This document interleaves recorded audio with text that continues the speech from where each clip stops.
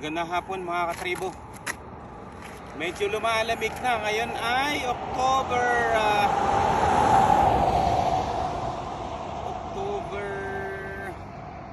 9th 2025. Lumalamig na. Short distance lang tayo mula doon sa town. 15-20 kilometers one way. Parang i-testing lang natin to para ready na. Kachi-change oil lang. Pinalitan ng interior tube ng 2 gulong, then inayos. Wala namang ayusin kaso tune up yun. So ready na next year kasi ito yung dadalhin ko sa mga travel ko next year, sa mga adventures natin na malalayo.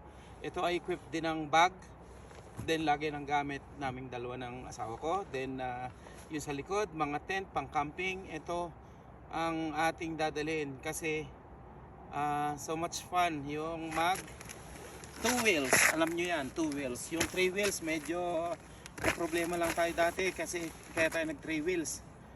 Pero ngayon mag 2 wheels na ulit at para may enjoy natin lalo yung mga moto camping, mga adventures at mga trip.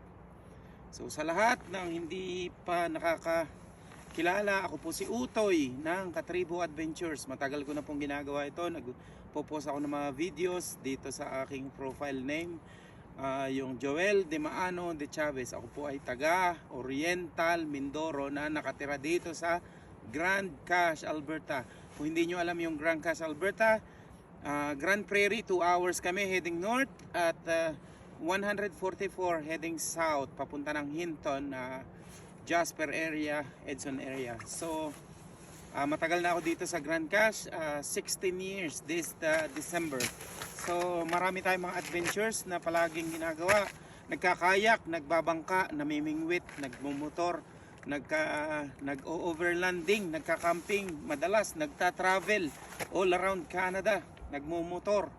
At higit sa lahat, showcase natin yung mga magagandang lugar dito sa Alberta at sa buong Canada.